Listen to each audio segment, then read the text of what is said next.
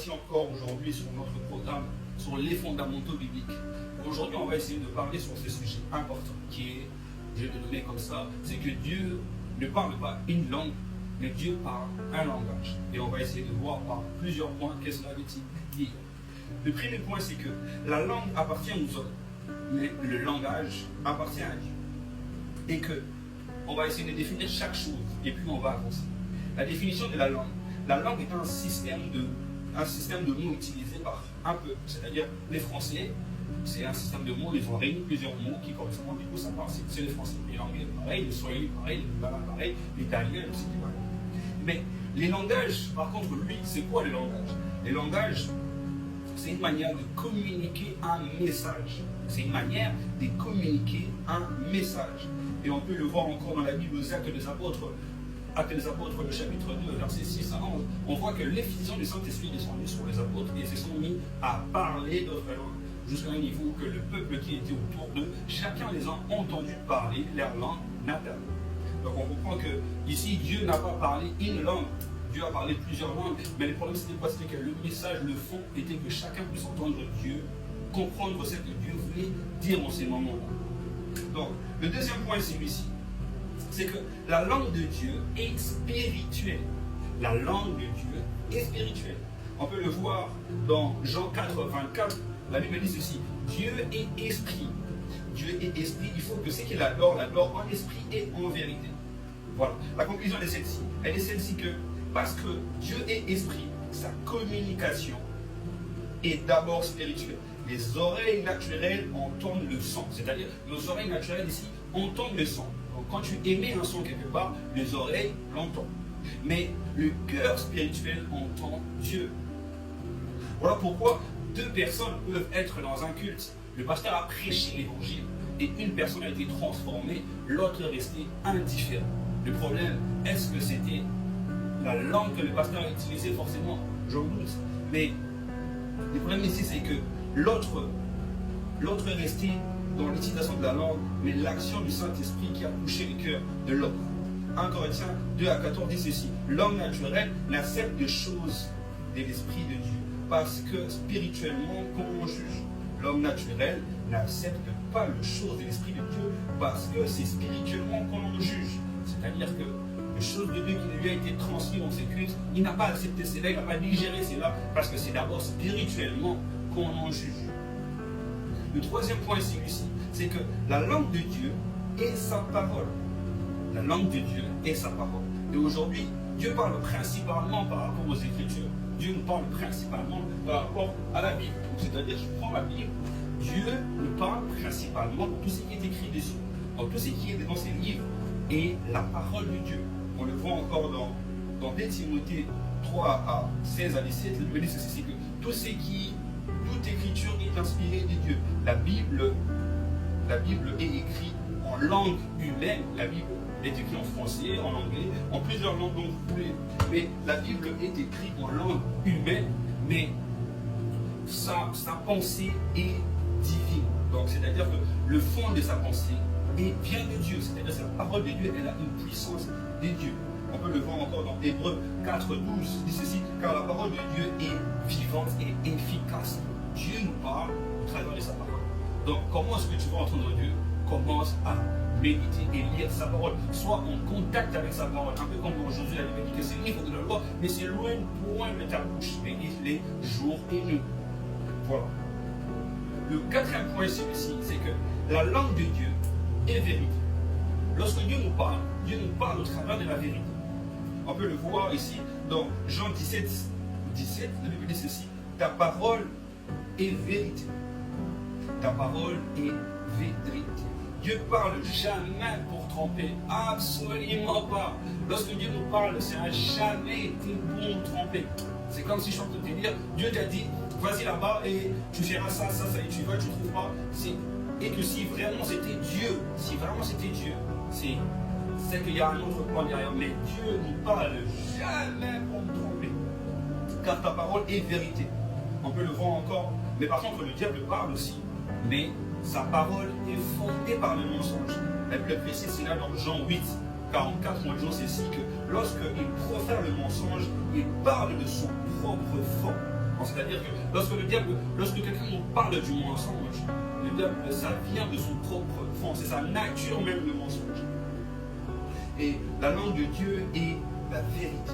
Le langage de Satan, c'est le mensonge. Le cinquième point, le langage de Dieu est l'amour. L'amour de Dieu, l'amour est le langage principal de Dieu. Même sans parler, Dieu manifeste son amour. On le voit dans Romains 5, 8, la Bible dit ceci. Dieu prouve son amour envers nous.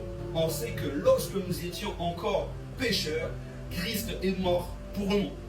La croix est le plus grand discours que Dieu n'a jamais adressé à l'humanité. Lorsque j'ai préparé cela, ça m'a vraiment choqué. Je me suis dit, waouh, la croix des Golgotha est le plus grand discours que Dieu pouvait nous donner.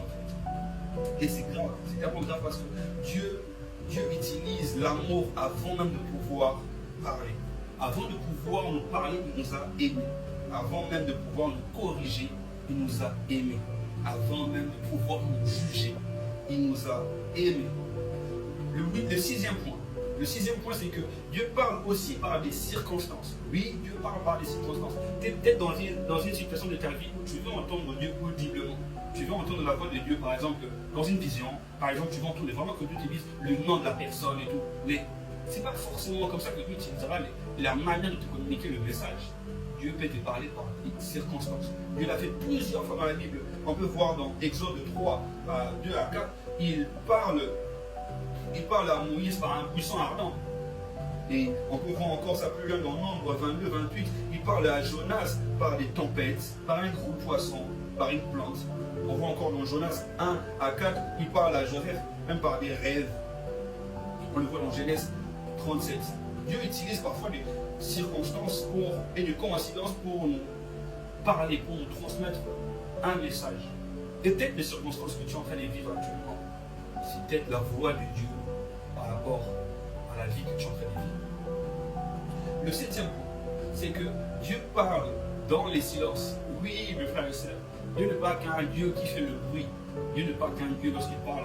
Forcément, il y aura une sœur ou un frère qui va commencer à dire oui, Dieu me parle, Dieu me dit ceci, un tel, tu fais ça, ça, ça. Dieu parle aussi par le silence. On l'a vu dans la Bible.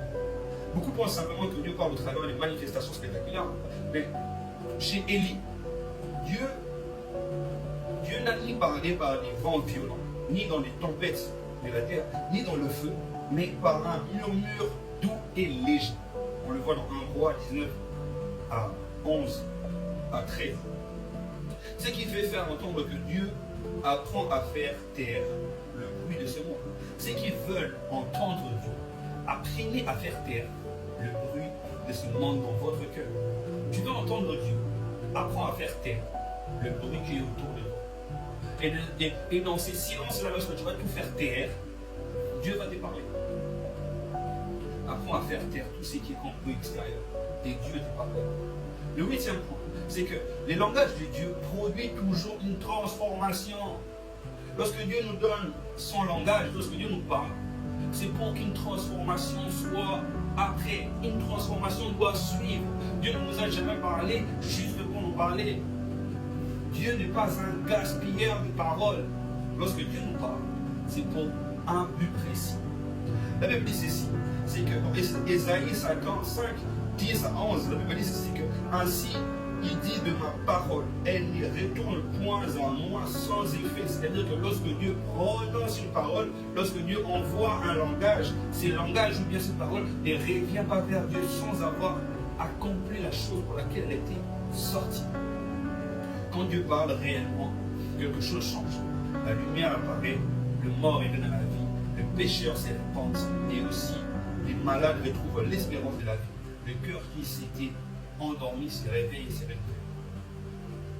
En conclusion, ici, on va lire Jean 10, 27. En tout cas, cela m'a percuté en lisant cela. Les brebis entendent ma voix. Je les reconnais et elles me suivent. Je vais reprendre. Jean 10, 27. Les brebis entendent ma voix. Je les reconnais et elles me suivent.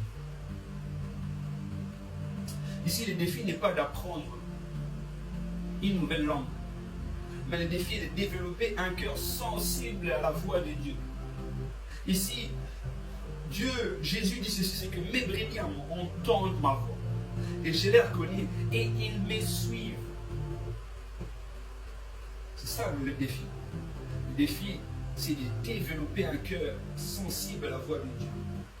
Quelle que soit votre langue maternelle, nous pouvons reconnaître la voix de Dieu si nous sommes attentifs à son esprit. Pour clôturer, je vais prier pour toi. Je vais prier pour toi qui veux entendre Dieu. Je vais prier pour toi qui est dans une circonstance où tu veux entendre Dieu, mais tu veux simplement entendre Dieu par une langue précise. Tu veux entendre Dieu par un canal précis. Mais Dieu étant Dieu, Dieu utilise plutôt un langage. Je prie pour toi parce que je peux mettre ma main à côté, c'est que Dieu te parle et Dieu t'a toujours parlé. Mais tout simplement, toi, tu n'as jamais été dans la bonne fréquence. Je donne cet exemple. Lorsque je suis dans ma voiture, je conduis, j'ai mis une radio qui s'appelle 0 FM. Est-ce que 0 FM 2 est éteint? Est-ce qu'il ne parle pas? Non. L'autre radio continue à parler. Mais simplement, moi, je ne l'entends pas parce que je suis dans 0 FM, je suis dans une autre fréquence. Ici, la chose que je demande, je prie pour toi, c'est que Dieu t'amène à changer de fréquence. Ensuite, que tu puisses l'entendre réellement. Ma prière pour toi est que Dieu puisse te faire changer de fréquence. Et qu'ensuite, tu puisses réellement être dans la bonne fréquence et que tu puisses comprendre son langage. Je prie que Dieu puisse t'amener dans une dimension où tu puisses comprendre son langage. Au-dessus de comprendre une langue, que tu puisses comprendre le langage de Dieu. Et cela sera important pour toi, important pour la marche avec le Seigneur. Parce que si tu es considéré comme une brebis du Seigneur, tu es censé entendre sa voix et entendre son langage pour le suivre. Parce qu'il dit mes brebis entendent ma voix. Il n'a pas dit mes brebis entendent ma langue. Il a dit mes brebis entendent ma voix. Et si tu es brebis du Seigneur, tu es censé entendre son langage. Ensuite, tu pourras le suivre. Je prie que Dieu puisse te bénir. Je prie que la main de Dieu soit avec toi. Je prie que la grâce de Dieu t'accompagne. Je prie que la puissance du Saint-Esprit puisse te conduire dans ces chemins où tu es tous les jours appelé à comprendre le langage de Dieu. Ça peut être des fois très difficile. Mais Dieu s'assure que tu puisses comprendre un langage qui va te communiquer ce soir. Que Dieu te bénisse. Que Dieu continue à nous parler. Au travers de sa parole, et au travers aussi des circonstances qui peuvent nous enlever. Que Dieu te bénisse. C'est la prochaine nouvelle séquence.